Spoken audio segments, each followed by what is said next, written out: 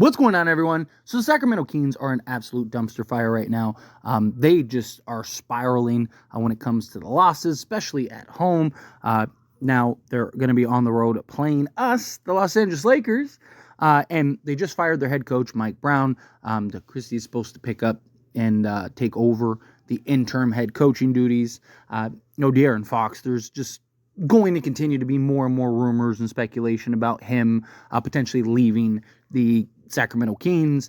Obviously, you have several teams linked, including the Lakers. I think a lot of that is just he's a Clutch sport client, so anytime, of course, a Clutch guy is available, especially a star, LeBron James, the Lakers, you know that they're going to be linked. But the Lakers now take on the Sacramento Kings for the fourth time, and we're not even halfway through the season, and it'll also be the third time in the last week, 10 days, which is crazy. Now, the Lakers did win the two previous matchups, but a couple factors this time. One, you see a lot of times that firing bump. A team will fire their head coach, and then they'll kind of rally and show it was the coach, it wasn't us type thing, and end up playing better for a game or two or however long, and then eventually the law of average ends up working out.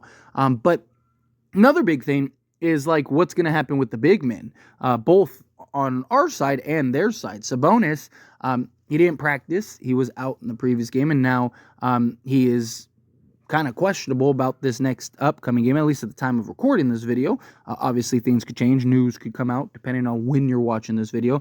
And then Anthony Davis. Anthony Davis said that he is going to play, but he was dealing with that kind of gnarly ankle injury. I mean, if you saw the play, it was pretty rough.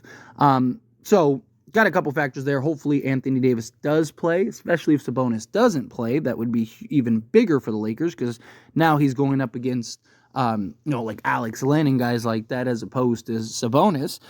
But regardless, Lakers have to be prepared, and you have to be ready to play whoever's in front of you. And you have to be prepared to play without Anthony Davis potentially even. And whoever else doesn't play, D'Angelo Russell dealing with the finger, he is expected to be. He's probable. You have, of course, on the injury list, like LeBron and AD and guys like that are questionable, but they're always kind of questionable. So we'll see if they actually play, if they actually end up being ready for this game against Sacramento Kings. But look, I've said it before, it is very hard to beat a team twice in, a 3-day span or whatever it was. It's just as hard to beat a team 3 times and now go for a sweep, especially in such a short turnaround. But that doesn't mean the Lakers can't. Lakers have dominated this matchup, even after embarrassing Sacramento on their home court, to then go and have the Sacramento Kings throw their next punch and the Lakers respond and still close out that game. Right? It's just the Lakers just seem to have their number thus far this season. But Sacramento, again, they're not just going to lay down. And they got a lot of chaos, they got a lot of noise, they got a lot of things going on right now to where it is in their best interest to start rattling off some wins here, right? And they have I believe the third toughest schedule coming up. So, they're already in a dumpster situation. They are on a 5-game losing streak in which all 5 were at home, and now they're going on the road. And then it's just man, right? They play the Lakers, the Mavs, Sixers, Grizzlies, Warriors, Heat, Celtics, Bulls, Bucks, Rockets. Their January schedule and end of this December schedule is brutal for them. So they could easily, if they're not careful, be on the basically essentially be completely out of it. Right, they're right now 3 games back of the 10th seed play-in spot. Technically the 9th seed too, because the Warriors have been so bad lately. They're 4 games back of teams like the Nuggets for that last play-in spot, and they're 4.5 games back of the Lakers and Clippers for that 6-5 seed. So Sacramento is literally fighting for their lives these next 10 plus games. And they're probably going to win eventually, you would imagine. And I don't want it to be against the Lakers. Right now we're 17-13. It's better than that 18-13, especially with the Nuggets who just lost. Lakers move up into the 5th seed. They're tied with the Clippers, right? Lakers need to keep in pace, keep staying in stride. They're 2.5 games back of the 4 seed. They're 3.5 games back of the 3 seed. They're 4 games back of the 2 seed, which is a little tough, but they're right in the thick of it, right? They need to be a playoff team. No more of this play-in stuff. Obviously, we still need trades. Obviously, we still got to get some moves done, get something going here, ideally. But we need guys to pick it up. It can't be all LeBron dropping 50, having 50-point triple-double or whatever, right? We need Reeves coming off a very emotional game, excellent game by him, hit the game winner, right? We need him to follow that up. I'm not expecting him to go and give a 26-point triple-double or whatever he had. I'm not anything like that, but we need him to pick it up and continue to, especially if we don't have Anthony Davis. We're going to need him and Christian Koloko and Rui Hachimura and these guys to continue to play well. The defense has to be there, right? Like we can't start slipping on the defensive end, which is a concern that I've had. I've talked about how long can we maintain the level of defense that we had. We were number 1 in defensive rating, holding teams under 100 points, and now the last 2 games, in a loss to Detroit, we gave up 117 and then 113 to the Warriors.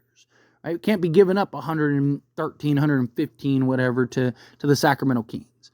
Right? We held them in the last 2 wins. We held them to 99 points and 100 points.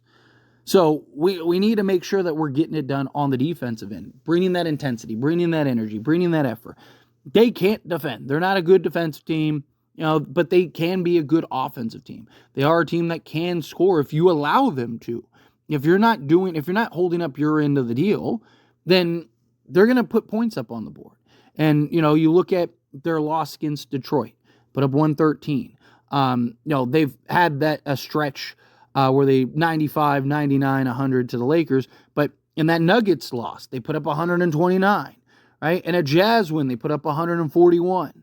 Right, like this is a team that can, again, that can put up 120, 125, 100, whatever, if they're not careful, if they don't do what they're supposed to do and don't lock in lockdown defensively. I really want to see this team come out and win, and I don't want it to be all LeBron James and Anthony Davis. We have a real opportunity here, really hit some strides. We have a real opportunity here to put ourselves in just a good position and start kind of locking in some of the seeding spots, right? We have a decent schedule coming up. You got the Cavs to finish out the month, which that's going to be tough. They just smacked the Denver Nuggets. They're been the best team in the league. And then you got the Blazers, which should be a W. You got the Hawks, which should have won the first matchup, but this time we're at home against the Hawks, so that's good. Then you got the Rockets on the road, the Mavericks on the road. Those are going to be tough matchups. Those are going to be tough games. Even with the Mavericks not having Luka, they're just coming off of a win. Then you got the Hornets and the Spurs twice. I don't know why we keep having these like back-to-back game schedules against the same team. But then you got the Heat, the Nets, the Clippers, the Wizards, the Celtics, the Warriors, the Hornets, Sixers, and the Wizards. You have a very good balanced schedule to where you should win a fair amount of games going forward and really start gaining some traction in the standings as well as, just with the team. And then obviously we need to pull off some trades and do some stuff. But you handled business 3 times. You need to handle business 1 more. And then that's it. Then you don't have to worry about Sacramento the rest of the season. So get the job done. Handle business. We need Reeves and Rui and D'Lo if he plays and Christie and all these other guys. Got to pick it up. Got to continue to play well. Got to continue, Dalton Connect's played better lately. We need that to continue. We're in a good spot. Got to keep it up, though. But anyway, as always, this is a discussion, and I pass a question on you. Let me know your thoughts and opinions down in the comments below. What do you think? Hey, Phil, what are your thoughts? Do you think that, yes, the Lakers are going to go in. They're going to handle business. It'll be all right. Like, Lakers will do their job, do their part, and, we'll finally sweep this team and win 4 straight.